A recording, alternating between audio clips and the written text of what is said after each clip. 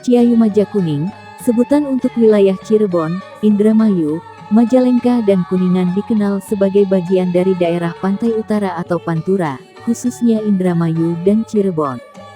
Di 5 wilayah Pantura ini, pariwisata menjadi primadona. Mulai wisata pantai di Indramayu, wisata alam di Majalengka, hingga wisata gunung di Kuningan, tersedia semua.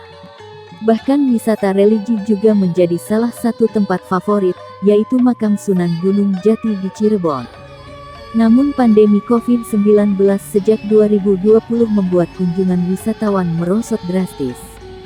Sejumlah aturan pembatasan diberlakukan agar penyebaran COVID-19 bisa dikendalikan. Dampaknya, jumlah pengunjung berkurang, terutama ketika pemerintah menerapkan pemberlakuan pembatasan kegiatan masyarakat (PPKM). Salah satu poin dari kebijakan itu ialah menutup sementara sektor wisata guna mengurangi risiko penularan. Selama kebijakan itu, semua destinasi wisata pantai di sepanjang 114 km garis pantai Indramayu mematuhi peraturan pemerintah. Pengelola setuju walau harus menanggung risiko terpuruk tidak bisa mendapat pemasukan untuk memenuhi kebutuhan ekonomi keluarga. Tidak sedikit pelaku usaha mesti berhutang agar dapur rumah bisa tetap mengebul. Seperti yang terjadi di Pantai Balongan Indah di Kecamatan Balongan, para pedagang dan pengelola objek wisata di sana sempat melakukan aksi pemasangan ratusan bendera putih pada Juli tahun 2021 lalu.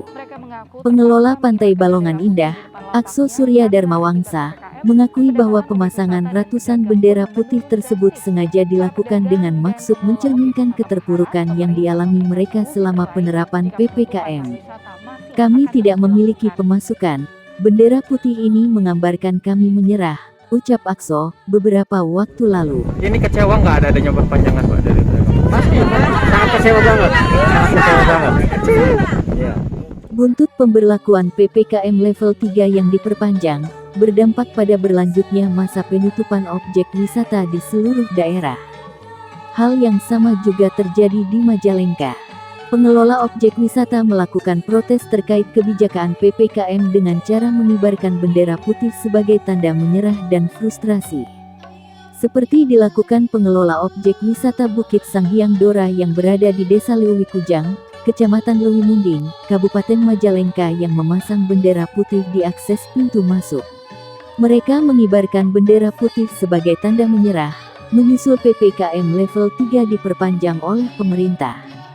Ketua Pengelola Bukit Sanghyang Dora, Ahmad Sodikin mengatakan, sejatinya objek wisata yang dikelolanya itu masih dalam tahap pengembangan. Namun, dengan terus diperpanjangnya kebijakan pemerintah terkait penutupan objek wisata, hal itu justru mematikan pengembangan tersebut.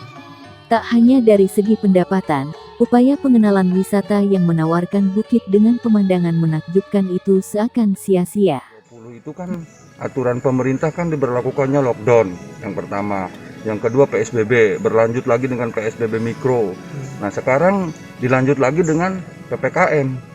Kami selaku pengelola wisata yang sedang dalam tahapan pengembangan merasa frustasi, dibuat frustasi gitu. Masalahnya apa? Ya kita kan sama punya karyawan ya pengelola tuh. Bahkan salah satu karyawan kami banyak lah, bukan satu ya, satu persatu udah yang frustasi sampai mengundurkan diri dari pengelolaan. Salah satu tempat wisata terkenal di Majalengka, yaitu Terasering Panyaweyan, terdampak oleh kondisi pandemi. Padahal, tempat wisata ini baru merasakan peningkatan jumlah wisatawan terbanyak pada tahun baru 2019. Di mana, saat itu virus corona belum tiba di Indonesia. Mulai terasa saat libur Lebaran, kebijakan-kebijakan pembatasan kunjungan mulai diluncurkan pemerintah, ujar Mulyadi kepada Tribun, Sabtu tanggal 5 Maret tahun 2022. Semenjak saat itu, pengelola wisata hanya bisa pasrah dengan seluruh kebijakan yang diterapkan pemerintah, termasuk saat harus menutup selama beberapa waktu akibat lonjakan kasus COVID-19. Waktu libur Lebaran dan Tahun Baru 2021 yang paling terasa, di mana kita harus tutup. Padahal momen-momen itu kesempatan pelaku wisata untuk mendapatkan keuntungan dari lonjakan wisatawan, ucapnya. Menurut Kabid Pemasaran Kepariwisataan Dinas Pariwisata dan Kebudayaan, Disparbud Majalengka, Ria Restiana, penurunan jumlah pengunjung atau wisatawan karena adanya pengetatan mobilitas masyarakat demi mencegah penularan virus corona. Kalau tahun 2021, jumlah kunjungan wisatawan 472.906. Itu diambil dari 38 objek wisata baik alam, buatan dan lainnya. Kenapa hanya 38 wisata? Karena tidak semua wisata dikelola oleh pemerintah, ujar Ria kepada Tribun, Kamis tanggal 10 Maret tahun 2022. Setahun sebelumnya, lanjut Ria, angkanya lebih turun lagi. Wisatawan hanya 375.000. Alhasil target pendapatan asli daerah PAD pun tak tercapai. Bahkan di triwulan pertama di 2020, jumlahnya hanya 40.000 dan sebelum pandemi atau tahun 2019, jumlahnya masih banyak, yakni 701.000, ucapnya. Ratusan objek daya tarik wisata di Kuningan juga mengalami penurunan jumlah pelancong selama pandemi COVID-19 hingga sekarang. Jumlah pengunjung sebelum terjadi pandemi COVID-19 itu ada sekitar 4 juta lebih, total wisatawan yang menghabiskan masa liburan atau berwisata yang berada di Kuningan. Jumlah itu, selama pandemi COVID-19 mengalami penurunan hampir separuh alias sekitar 2 juta pengunjung tercatat, kata Kepala Dinas Pariwisata dan Pemuda Olahraga Kuningan Toto Toharudin di Hotel Prima Resort Kuningan, Jumat tanggal 11 Maret tahun 2022. Pandemi itu ada 4.700.000. Di era pandemi itu yang terlaporkan ke kita ada 2.264.000. Artinya terhadap PAD sendiri gimana itu Pak? Nah, otomatis ada penurunan, tapi kita tidak semata-mata orientasi ke PAD semata-mata. Walaupun itu juga bagian dari ikhtiar kita, tapi kita ingin mendorong masyarakat bahagia nih, para pelaku usaha, kemudian UKM, IKM, masyarakat perhotelan, rumah makan, jadi tumbuh berkembang. Jadi kita memberikan dampak kebahagiaan bagi mereka, itu lebih dari segalanya. Terpisah, Direktur Bumdes Objek Wisata Talaga Biru Cicerem, Iin Ibrahim, saat ditemui di lokasi wisata perairan Talaga Biru mengatakan, pandemi COVID-19 sangat berpengaruh terhadap pendapatan.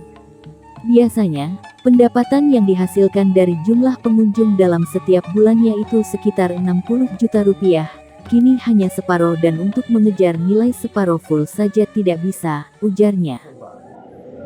Pendapatannya ya jelas sangat berkurang ya. Pendapatannya biasanya kita alhamdulillah gitu ya, tapi ya kita syukurin aja walaupun tetap berkurang gitu. Mungkin sama lah 50% gitu pendapatan. Dari berapa itu Pak? Dari biasanya kan pengunjung kita per bulannya sih sekitar kurang lebih 60, jadi mungkin 30 jutaan gitu. Hal ini, kata Iin Ibrahim akibat penurunan jumlah pengunjung juga. Ya jelas, kita tidak pernah mendapat kunjungan wisata di pandemi COVID-19 itu di atas 1.000, padahal kuota atau kapasitas wisata kami ini mampu menampung sebanyak 3.000 orang pengunjung, ujar Iin Ibrahim lagi.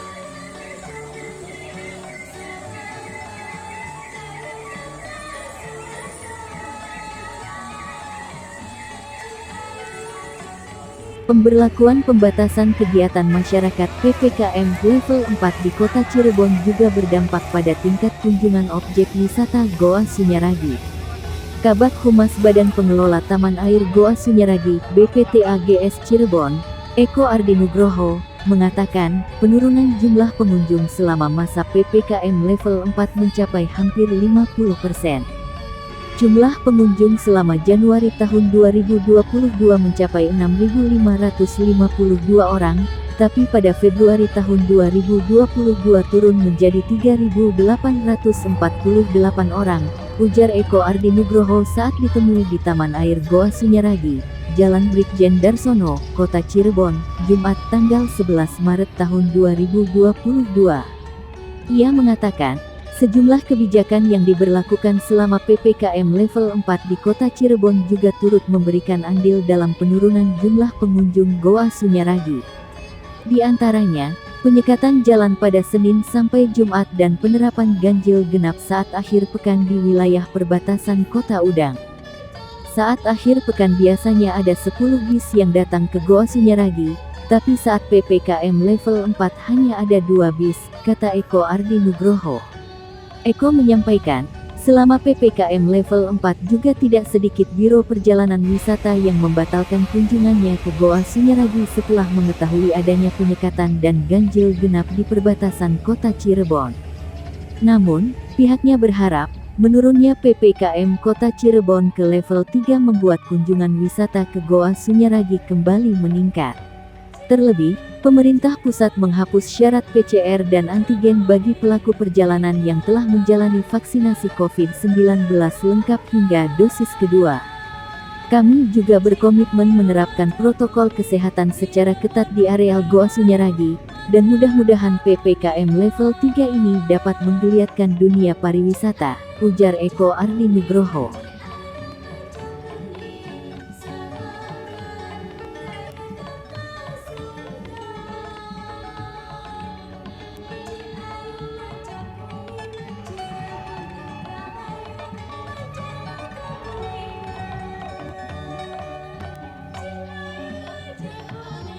Memasuki 2022, optimisme mulai menyeruak. Pariwisata mulai menggeliat termasuk di wilayah Ciayu Majakuning. Jumlah kunjungan wisatawan ke Kabupaten Majalengka, Jawa Barat mulai meningkat dibandingkan tahun-tahun sebelumnya. Peningkatannya sudah mencapai 40% dari tahun sebelumnya meski baru di triwulan pertama. Kabid Pemasaran Kepariwisataan Dinas Pariwisata dan Kebudayaan, Dispargut Majalengka, Ria Restiana mengatakan, jumlah kunjungan wisatawan ke sejumlah objek wisata itu sebanyak 103.565.000 orang. Jumlah itu tercatat dari bulan Januari, Februari, Maret atau di triwulan pertama. Alhamdulillah, meski baru di awal tahun, jumlah kunjungan wisatawan di Majalengka mulai geliat lagi. Jumlahnya 103.565.000. Jumlah itu sudah mendekati jumlah kunjungan wisatawan tahun 2021 di angka 472.906 orang. Lebih jauh Ria menuturkan, peningkatan kunjungan wisatawan di awal tahun 2022 ini membantu dalam mempercepat pemulihan ekonomi daerah akibat dampak pandemi COVID-19. Dengan bertambahnya jumlah wisatawan tentu ekonomi masyarakat juga terus membaik, khususnya bagi para pelaku usaha di sektor wisata dan masyarakat sekitar. Kita terus berbenah, kita harapkan sektor wisata kembali menggeliat meski sejumlah event di tahun ini kembali ditiadakan. Bagi para pelaku wisata, terus memperhatikan protokol kesehatan, baik kepada pengunjung, juga pelaku usaha, karena pandemi belum berakhir, katanya.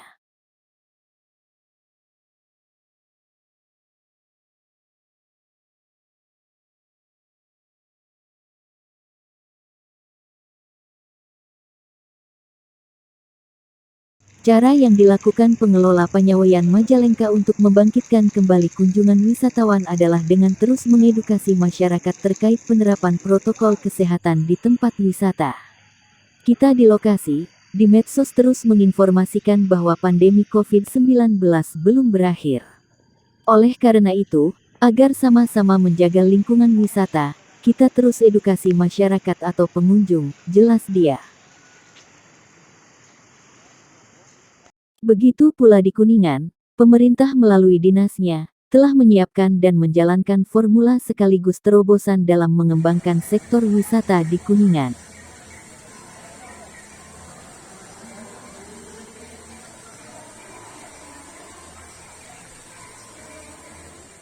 Sehingga di Kuningan ada 3 program unggulan kita. Yang pertama, kita punya program yang disebut dengan Ponggawa Desa. Ponggawa Desa itu pemuda ngawangun desa. Ini bagaimana para pemuda mulai mencintai pertanian. Jadi ketika mereka buka agrowisata, ekowisata, pertanian ditumbuhkan tetap, tapi ada sebagian orang mendorong agrowisata. Jadi pertaniannya tetap jalan, tapi dijadikan sarana edukasi wisata. Kemudian kedua, program unggulan kedua kita adalah Jumbling Sabuga. Jumat keliling, sapa warga, salam bugar bahagia. Jadi di sana kita mencoba mengkolaborasi antara kegiatan olahraga sebagai sport dengan tourism sebagai para pecinta wisata. Jadi kita padukan itu, sehingga pagi-pagi masyarakat kita ajak untuk rekreasi olahraga, gitu ya. Ada kegiatan voli, kegiatan tenis, dilanjutkan sholat Jumat, dan setelah sholat Jumat kita sharing, mendengarkan keluh kesah para pemuda dan mendengarkan aspirasi yang disampaikan oleh para pemuda yang kita datangi. Program ketiga kita adalah program Sapari Kumasagi. Sapari Kumasagi itu singkatan dari Sabta Pesona Pariwisata Kuningan. Masaginya adalah masyarakat bersinergi. Jadi bagaimana ketika kita datang ke objek-objek wisata, terutama ke desa-desa wisata, yang hari ini kita sudah ada sejumlah desa yang sudah ngantri untuk didatangi kita, ya, yang sudah ter-SK-kan 25. Itu target di 2023. Namun hari ini yang mengajukan ke kita, yang sudah terbina oleh kita ada 43 desa. Belum desa-desa lain yang hari ini juga mendaftarkan diri, tapi kita juga sedang memilah dan memilih, sedang membuat skala prioritas mana yang yang masuk kategori desa wisata dan mana yang masuk kategori wisata desa. Berbeda itu. Kalau desa wisata, mereka mampu mengintegrasikan seluruh potensi yang ada. Itu namanya desa wisata. Bersatunya seni, budaya, masyarakat, kemudian kuliner, daya tarik wisatanya menjadi satu kesatuan yang utuh. Tapi kalau wisata desa, mereka parsial. Kuliner jalan sendiri, kemudian ininya jalan sendiri.